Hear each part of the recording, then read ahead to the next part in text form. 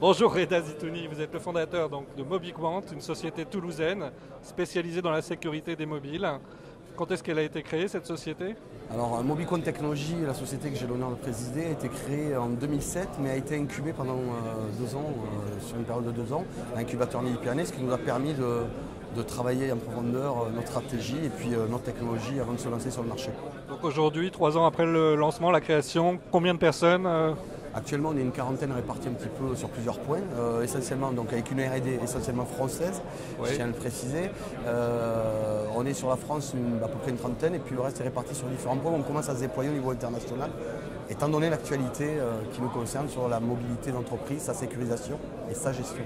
Et est-ce que donc les entreprises repartent, enfin vous posent des questions spécifiques vis-à-vis de leur système d'information, de leur équipement mobile, ou bien est-ce que finalement un équipement générique comme celui que vous proposez leur convient? Alors on a, j'allais dire, d'abord beaucoup de préoccupations et de questions. On est dans une période de forte poussée des usages et des demandes internes autour de la mobilité des applications mobiles.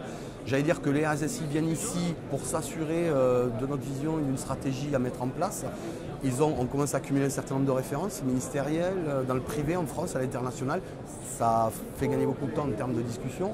Disons qu'on a aujourd'hui, juste ce matin déjà, un certain nombre d'engagements sur le déploiement de notre solution.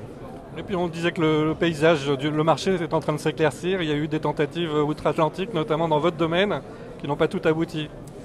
Disons que ça a été surtout la démonstration, très sincèrement. Nous, c'est 4 ans et demi de R&D, d'énormes travaux, beaucoup d'innovations et des brevets.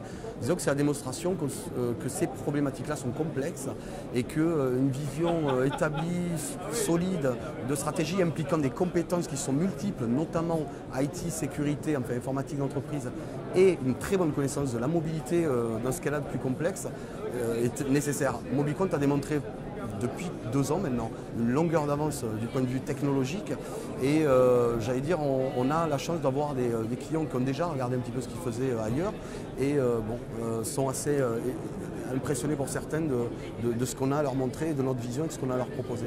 Alors les questions aujourd'hui, elles tournent plutôt autour de la sécurité des accès ou de la sécurité de la donnée numérique elle-même? J'allais dire que c'est dans la globalité, la problématique se pose dans une globalité.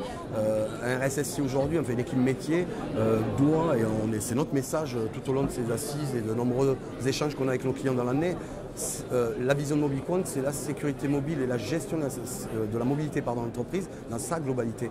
Un mobile aujourd'hui, c'est l'accès au SI et c'est aussi le stockage de données par email ou par mémoire de stockage. Et la donnée, elle est un petit peu partout aujourd'hui dans une époque qui devient très digitale.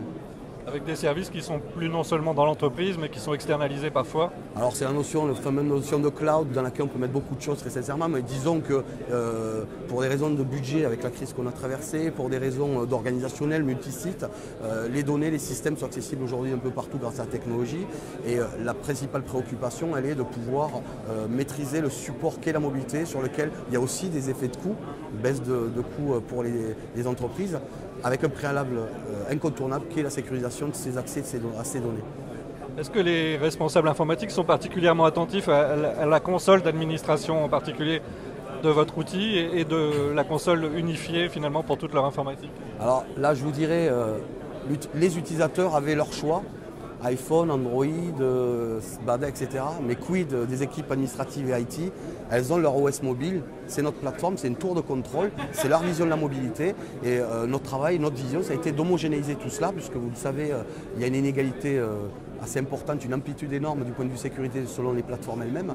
Donc notre console d'administration sur laquelle il y a un énorme travail d'IHM, c'est le rapport à notre technologie et on y a accordé, j'y ai aussi accordé une énorme importance avec nos équipes.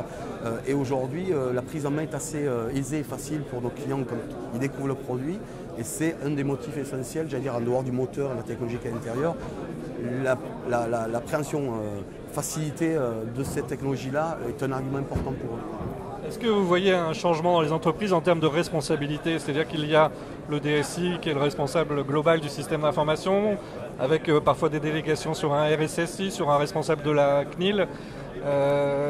Qui est votre interlocuteur aujourd'hui? Alors vous soulevez une très bonne question, c'est un petit peu l'éclairage qu'on leur apporte. J'avais avant les smartphones la data avec la 3G, on avait un téléphone qui faisait de la voix et qui faisait du SMS. C'était les achats. C'était un équipement comme décorrélé de l'accès aux données ou du traitement des données. Aujourd'hui, on a la data et on a l'accès au SI. Donc forcément, il y a une translation vers le RSSI qui se retrouve avec, dans son périmètre, cette problématique de la mobilité. Alors souvent en transverse, en accompagnement des équipes internes. Donc il y a vraiment cette préoccupation-là qui est une nouvelle partie dans mes charges. Deuxième point, on voit arriver une fonction responsable de la mobilité de l'entreprise avec une forte contrainte sur la partie sécurité. Et on commence nous à avoir beaucoup de clients aujourd'hui, non seulement en achat de produits, mais en accompagnement et en expertise qui nous requièrent sur l'accompagnement sur leurs projets et notamment par la formation également. Alors, les environnements évoluent aussi en parallèle avec la virtualisation. Est-ce que ça a un impact sur votre solution ? Tout à fait. La virtualisation, c'est la dématérialisation des données, du traitement des données.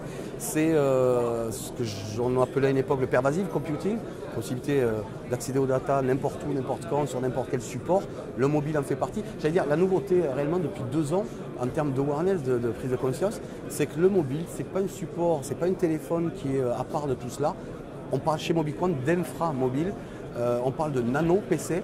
Donc c'est bien la preuve que, et puis on le voit avec la finance et les questions de nos clients et nos prospects, c'est bien la démonstration que c'est intégré dans les esprits, ça fait partie du système d'information, c'est particulier, c'est spécifique et on leur fournit de quoi l'intégrer. Reda, merci beaucoup et bon salon à vous. Je remercie Olivier, bon salon, bonnes assises et bonnes 10 ans aux assises.